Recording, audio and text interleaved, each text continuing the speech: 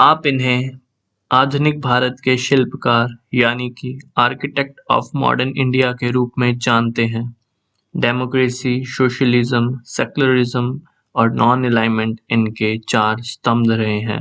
11 बार इनका नाम Nobel peace prize के लिए नॉमिनेट हुआ है। देश की आज़ादी के लिए वह 9 साल जेल में भी रहे। भारत के पहले प्रधानमंत्री बने। नेहरू जैसा प्रतिभाशाली, दूरदर्शी और डायनेमिक लीडर भारत को शायद फिर कभी नहीं मिला। उनके व्यक्तित्व को एक वीडियो में उतारना उतना ही मुश्किल है जितना एक घड़े में समंदर को। फिर भी हमने कोशिश की है कि उनके जीवन के तकरीबन सभी बड़े पहलू हम आपके सामने रखें। नेहरू का जन्म 14 नवंबर 1899 में इलाहाबाद में हुआ। जवाहर के पिता मोतीलाल नेहरू थे, जो भारत के बड़े वकीलों में शुमार थे और कांग्रेस के दिग्गज नेता भी थे। मोतीलाल कश्मीरी पंडित थे और नहर के पास घर होने के कारण उनको नेहरू कहा जाने लगा। नेहरू परिवार बहुत ही अमीर खानदान था, इसलिए जवाहर की स्कूलिंग हैरो, इंग्लैंड में हुई। 1910 में ट्रिनिटी कॉलेज कैम्ब्रिज में ग्रेजुएशन, इसके बाद इनर टेम्पल लंदन से वकालत की। 1912 में जवाहर भारत आ गए और इलाहाबाद कोर्ट में ही वकालत शुरू की। 1916 में कमला देवी से इनकी शादी हुई और 1917 में इंदिरा प्रियदर्शनी का जन्म हुआ। जवाहर शुरू से ही देश की राजनीति में दिलचस्पी रखते थे।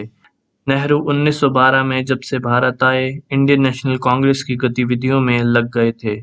इनको रेडिकल नेता कहा जाने लगा और वह अपने पिता मोतीलाल नेहरू और गोपाल कृष्ण गोखले, जो कि महात्मा गांधी के पॉलिटिकल गुरु थे, उनका भी विरोध करने लगे थे।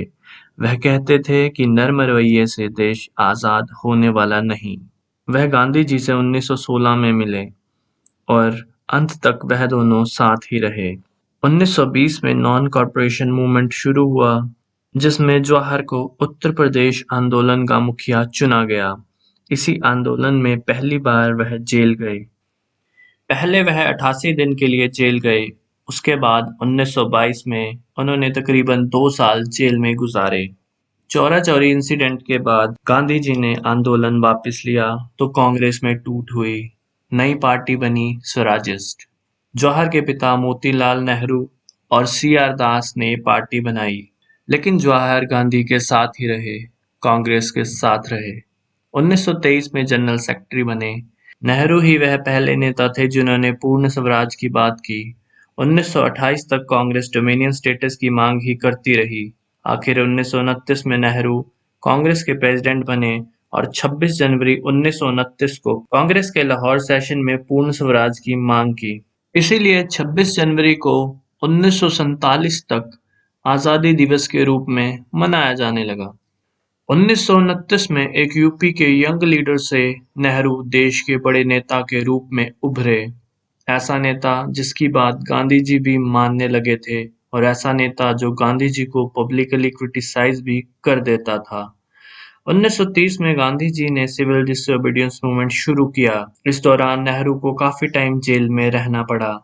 1930 से 1934 तक लगभग नेहरू जेल में ही रहे थे। 1937 में नेहरू के नेतृत्व में देश में कांग्रेस ने प्रोविंशियल इलेक्शन में बड़ी जीत हासिल की। सभी राज्यों में कांग्रेस की सरकार बनी। इसके बाद 1942 में भारत छोड़ो आंदोलन हुआ। सभी बड़े नेता गिरफ्तार कर लिए गए। नेहरू भी जेल गए। इसी दौरान उन्होंने अपनी सबसे बेहतरीन किताब डिस्कवरी ऑफ इंडिया यानी भारत एक खोज लिखी। इसके अलावा इनकी अन्य प्रसिद्ध किताबें हैं an autobiography, glimpses of world history, letter from father to his daughter. इनकी किताबों से पता लगाया जा सकता है कि नेहरू कितने समझदार थे, कितने जानकार थे, कितने दूरदर्शी, और उन्होंने पहले ही देश को दिशा देने की नीति तैयार कर रखी थी और प्रधानमंत्री बनने के बाद उन्होंने ये करके भी दिखाया। 1946 में नेहरू को भारत की अंतरिम कैबिनेट का अध्यक्ष चुना गया। यहाँ एक किस्सा मशहूर है। कहा जाता है कि कांग्रेस ने तो पटेल को चुना था, लेकिन गांधी जी के दखल के बाद ही नेहरू को प्रधानमंत्री यानी कि कैबिनेट का नेता चुना गया था। इसी वजह से यह सवाल उठता रहा है कि वल्लभ भाई पटेल को प्रधानमंत्री होना चाहिए था। लेकिन अगर देखा जाए तो अगर पटेल प्रधानमंत्री भी होते तो सिर्फ 2 से ढाई साल ही प्रधानमंत्री रह पाते, क्योंकि 1950 में उनकी मृत्यु हो गई थी। अब हम थोड़ी सी बात करेंगे वल्लभ भाई पटेल और जवाहरलाल नेहरू के रिश्तों की। आज की राजनीति जितनी कड़वाहट इन दोनों में दिखाती है, असल में वैसा था नहीं। दोनों ही महात्मा गांधी के सिपाही थे। दोनों भाइयों की तरह रहते थे। गांधी जी की मृत्यु के बाद भी इनका साथ नहीं टूटा। 1 अगस्त 1947 को नेहरू ने पटेल को एक चिट्ठी लिखी। कुछ हद तक औपचारिकता निभाना जरूरी होने से मैं आपको मंत्रिमंडल में सम्मिलित होने का निमंत्रण देने के लिए लिख रहा हूँ। इस पत्र का कोई महत्व नहीं है, क्योंकि आप तो मंत्रिमंडल के सुदृढ़ स्तंभ हैं। जवाब में 2 दिन बाद 3 अगस्त को पटेल लिखते हैं, आपके 1 अगस्त के पत्र के लिए धन्यवाद। एक दूसरे के प्रति जो हमारा अनुराग और प्रेम रहा है तथा लगभग 30 वर्ष की हमारी अखंड मित्रता रही है, उसे देखते हुए औपचारिकता के लिए कोई स्थान नहीं रह जाता। आशा है कि मेरी सेवाएं बाकी के जीवन के लिए आपके अधीन रहेंगी। ये पत्र अपने आप में ही दर्शाता है कि नेहरू और पटेल के रिश्ते कैसे थे। पटेल की मृत्यु के बाद उनके दोनों बच्चों को राजनीति में नेहरू ही लाए। वह दोनों सांसद बने और मनुबेन पटेल, जो उनकी बेटी थी, कांग्रेस की वाइस प्रेसिडेंट भी बनी। अंग्रेजों ने आज़ादी का खाका तैयार किया तो उन्होंने प्लान किया कि यूनाइटेड प्रोविंसेस को ऑटोनॉमी दी जाए, प्रिंसली स्टेट्स को अलग देश बना दिया जाए, यानी भारत में बहुत से छोटे-छोटे देश बन जाएं। लेकिन कांग्रेस ने इसका विरोध किया और कहा, हमें ऐसा देश नहीं चाहिए, हम जिस देश के लिए लड़े थे, हमें पूरा अखंड भारत चाहिए। अगर ऐसा नहीं है तो हम फिर से आंदोलन करने को तैयार हैं। वह इसमें तो अंग्रेजों से जीत गए, लेकिन पाकिस्तान बनाने से नहीं रोक पाए। 1939 में मुस्लिम लीग ने जब से पाकिस्तान बनाने की मांग की थी, तब से ही देश भर में हिंदू मुस्लिम दंगे होने लगे थे और जैसे ही आज़ादी पास आने लगी तो दंगे और भी ज़्यादा बढ़ने लगे। मुस्लिम लीग देश को गृहयुद्ध की तरफ धकेल रही थी। ऐसा लग रहा था अगर पाकिस्तान ना बना तो पूरा देश कब्रिस्तान बन जाएगा। मुस्लिम लीग और कुछ हिंदू संगठन थे जिन्होंने पाकिस्तान को बनाने में सहमति दिखाई थी। वीर सावरकर ने टू नेशन थ्योरी दी थी और श्यामा प्रसाद मुखर्जी ने इसे 1942 में संसद में लेकर पेश किया। माउंटबेटन भी पाकिस्तान बनाने के कुछ ज्यादा हक में नहीं दिख रहे थे, लेकिन इतने कत्लेआम देखकर उन्होंने मुस्लिम लीग का समर्थन किया। कांग्रेस अंत तक पाकिस्तान बनने के खिलाफ थी, लेकिन हालातों को देखकर कांग्रेस को भी मानना पड़ा। 15 अगस्त 1947 को देश आजाद हुआ और भारत को पहला प्रधानमंत्री मिला। वल्लभ भाई पटेल को डिप्टी प्राइम मिनिस्टर और होम मिनिस्टर बनाया गया। नेहरू की कैबिनेट में सिर्फ कांग्रेसियों को ही नहीं रखा, उन्होंने ऐसे लोगों को भी जगह दी जिन्होंने हमेशा उनकी राजनीति का विरोध किया, जिनमें से सबसे बड़ा नाम है बी.आर. अम्बेडकर का। श्यामा प्रसाद मुखर्जी, जो कि हिंदू महासभा के सदस्य थे, उनको भी नेहरू की कैबिनेट में जगह मिली। नेहरू को विरासत में भूखा नंगा देश मिला था। उनकी दूरदर्शी सोच ही भारत की रीढ़ की हड्डी बनी।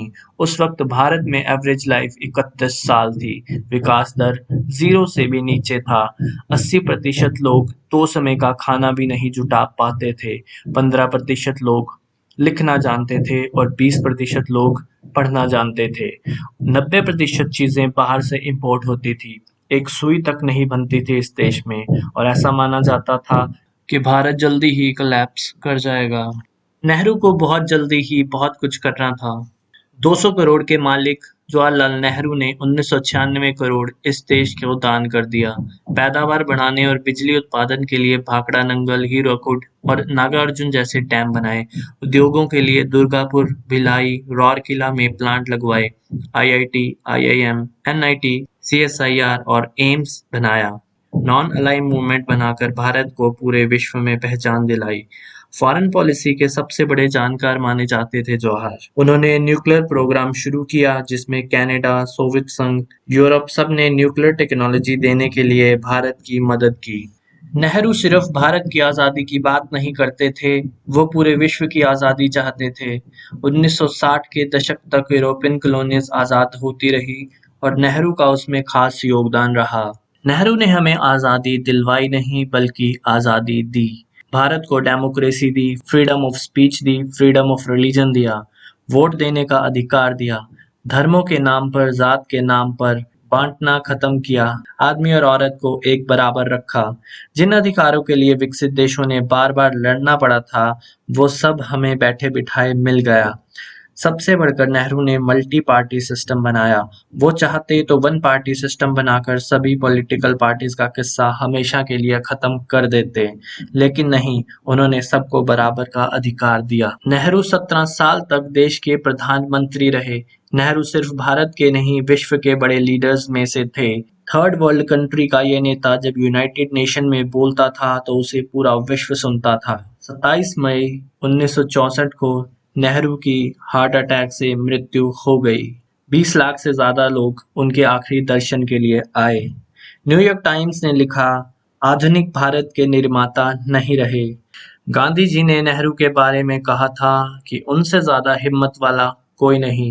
देश प्रेम में उनसे आगे कौन हो सकता है। वह एक योद्धा है, तेज तर्रार योद्धा। और जहां वो एक योद्धा हैं, वहीं नेहरू एक स्टेट्समैन भी हैं।